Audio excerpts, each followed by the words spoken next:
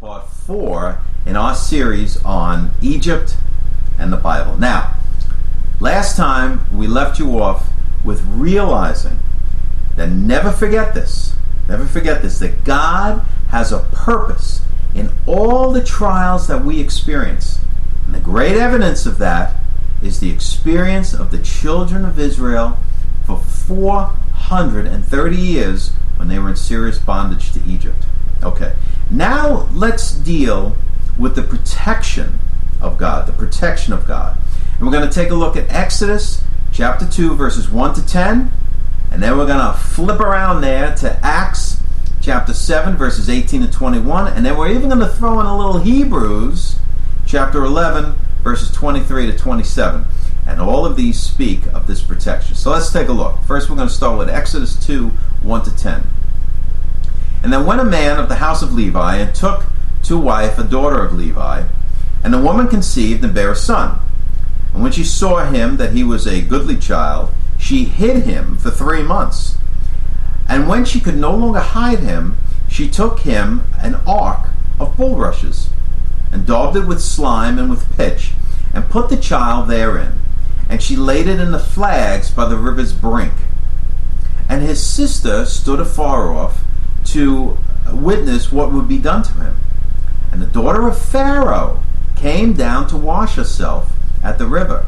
And her maidens walked along by the river's side. And when she saw the ark among the flags, she sent her maid to fetch it. And when she had opened it, she saw the child. And behold, the baby wept. And she had compassion on him, and said, "This is one of the Hebrews' children." Then said his sister to Pharaoh's daughter, "Shall I go and call to thee a nurse of the Hebrew women, that she may nurse the child for thee?" And Pharaoh's daughter said to her, "Go." And the maid went and called the child's mother. And Pharaoh's daughter said unto her, "Take this child away, and nurse it for me, and I will give thee thy wages." And the woman took the child and nursed it. And the child grew, and she brought him unto Pharaoh's daughter, and he became her son. And she called his name Moses. And she said, "Because I drew him out of the water." Now let's flip over to Acts chapter 7, verses 18 to 21. Okay, here we go, Acts 7. "Till another king arose which knew not Joseph. The same dealt subtly with our kindred, and evil entreated our fathers, so that they cast out their young children, to the end they might not live. In which time Moses was born, and was exceeding fair, and nourished up in his father's house 3 months. And when he was cast out, Pharaoh's daughter took him, and nourished him for her own son." Now we're going to take a look at Hebrews chapter 11, verses 23 to 27. Here we go, Hebrews 11. "By faith Moses, when he was born, was hid 3 months of his parents, because they saw he was a proper child. And they were not afraid of the king's commandment. By faith Moses, when he was come to years, refused to be called the son of Pharaoh's daughter, choosing rather to suffer affliction with the people of God than to enjoy the pleasures of sin for a season, esteeming the reproach of Christ greater riches than the treasures in Egypt, for he had respect unto the recompense of the reward. And by faith he forsook Egypt, not fearing the wrath of the king, for he endured as seeing him who is invisible." Isn't that great?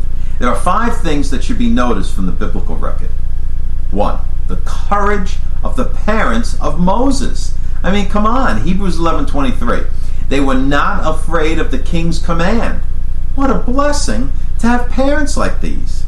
God used them and their courage to protect Moses from his birth. Okay, number 2, the coming of Pharaoh's daughter. Exodus 2:5. She came down to bathe at the river. Nothing is accidental in the plan and program of God.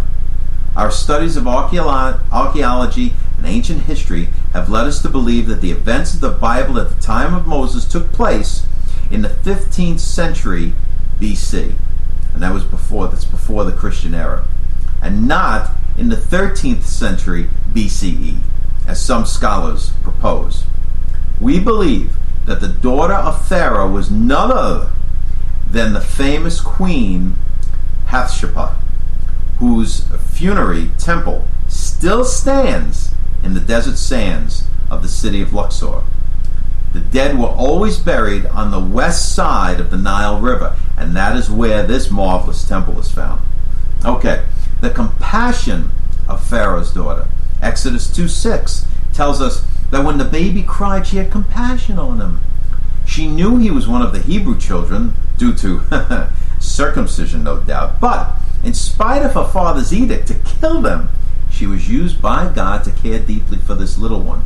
How wonderful is the plan and protection of our God. Next was the calling of a nurse. Exodus 2:8 tells us this remarkable part of the story. She called for the child's mother. Imagine the grace and mercy of the Lord upon the mother of Moses. She was able to take care of her little baby in behalf of the daughter of Pharaoh. What a blessing. Okay, next up, the care of Moses. Acts 7:20 tells us that Moses was brought up, he was nourished in his father's house for 3 months. What wonderful protection the Lord gave to this child, whom God was going to use in a powerful and mighty way in taking the children of Israel out of Egypt. Listen, there's an old hymn written by Sevilla D. Martin that says, God will take care of you. And the stanzas are so encouraging. I was reading this just the other day. Be not dismayed, whate'er betide. God will take care of you. Beneath his wings of love abide. God will take care of you. Through days of toil when heart doth fail, God will take care of you.